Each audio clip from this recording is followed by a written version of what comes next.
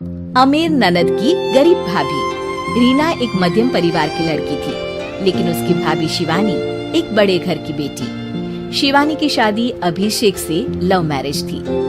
अरे भाभी, ये कितना अच्छा सूट पहना है आपने। काश ऐसा मैं भी पहन पाती। अरे क्यों नहीं रीना, वैसे भी तुम्हारा और मेरा नाम तो एक ही है, जब मन करे पहन लेना। भाभी, आपको आपके पापा ने कितने अच्छे कपड़े गहने दिए हैं। मैं उनकी इकलौती बेटी जो हूँ। बेटी तो मैं भी इकलौती हूँ, लेकिन क्या करे, पापा है नहीं, पता नहीं कैसे होगी मेरी शादी। तभी वहाँ शिवानी की सास आ जाती है। अरे क्यों नहीं करेगा भाई तेरी शादी धूमधाम से, आखिर जिम्मेदारी है तो उसकी। और वो दिन भी आ जाता है जब रीना की शादी तय हो जाती है। अभिषेक, क्या हुआ? आप इतने परेशान तो कभी नहीं दिखे। कोई बात है तो बताइए मुझे। अरे शिवानी, वैसे तो शादी का सारा इंतजाम हो गया है, लेकिन गहनों का रेट तो आसमान छू रहा है। कैसे क्या करूं, कुछ समझ में ही नहीं आ रहा। थोड़ी देर में शिवानी अपने पूरे गहने अभिषेक के सामने रख देती है। ये लीजिए, गहनों का इंतजाम भी हो गया। अरे नहीं नहीं शिवानी, मैं ये गहने किसी हालत में भी नहीं ले सकता। ये तुम्हारे पिता ने तुम्हें दिया था, और तुम हो कि। तभी वहाँ सास आ जाती है। अरे तो क्या हुआ, इसकी तो हो गई ना शादी, अब किसे दिखाने हैं इसने गहने। सास गहनों का डिब्बा शिवानी के हाथ से लेकर वहाँ से चली जाती है। रीना की शादी धूमधाम से होती है और अब वो बड़े घर की बहू बन जाती है। वहीं रीना की शादी के बाद शिवानी और अभिषेक उसकी शादी के कर्जों से डूब जाते हैं। मैं सोच रही हूँ नौकरी करनी शुरू कर दूं। वैसे भी पढ़ी लिखी हूँ, आपकी थोड़ी मदद भी हो जाएगी। वैसे शिवानी, कुछ दिन कर लो तो अच्छा ही होगा, क्योंकि जरूरत भी है। अब शिवानी भी नौकरी करने लगती है और घर खर्चे में अभिषेक का हाथ बटाती है। एक दिन शिवानी, रीना का फोन आया था, कह रही थी कि आने वाले त्योहार में उसके ससुराल जाना है। ठीक है माँ।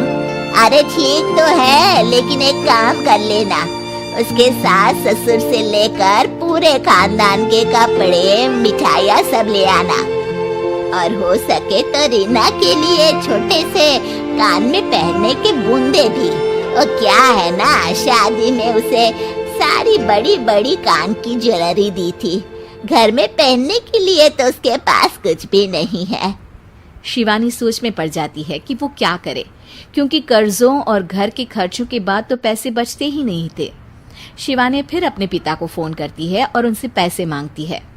देखो शिवानी, मैंने तुम्हें शादी के वक्त ही मना किया था कि ऐसे घर में शादी करनी ही नहीं चाहिए। अरे अभिषेक को शर्म आनी चाहिए जो ससुराल से पैसे मंगवा रहा है।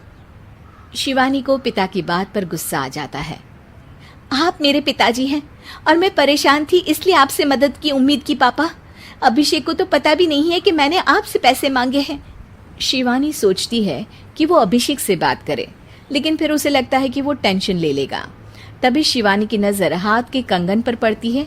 सीधे बाजार जाती है और उसे बेचकर ननद के घर ले जाने का सारा सामान लेकर आती है और सास के सामने रख देती है। हाँ ठीक है, लेकिन फल थोड़े और अच्छी क्वालिटी के होने चाहिए थे। शिवानी कुछ नहीं कहती, वहां से चली जाती है। एक दिन शिवानी, रीना का फोन आया था, बहुत रो रही थी। क्यों माँ, क्या हुआ? सब ठीक तो है ना उसके ससुराल में? अरे तूने तो उसकी नाक ही कटवा दी। अब मैंने क्या कर दिया माँ? कह रही थी कि बड़े घर की बहू है भाभी, जो कपड़े दिए वो ब्रांडेड भी नहीं थे।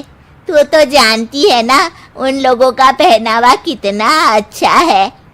तू तो मेरी बेटी का भला कभी सोचती नहीं। हाय भगवान, अरे बड़े घर की बहू है, इसी बात की जलन है ना तुझे? लेकिन याद रख, मेरी बेटी का सोचने के लिए भगवान है।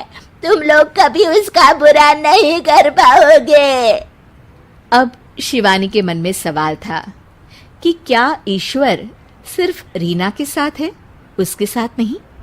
लेकिन उसे सुकून था कि वो अभिषेक के साथ उसकी जिम्मेदारियों को निभाने में बराबरी की हकदार है। शिवानी वहां से चली जाती है।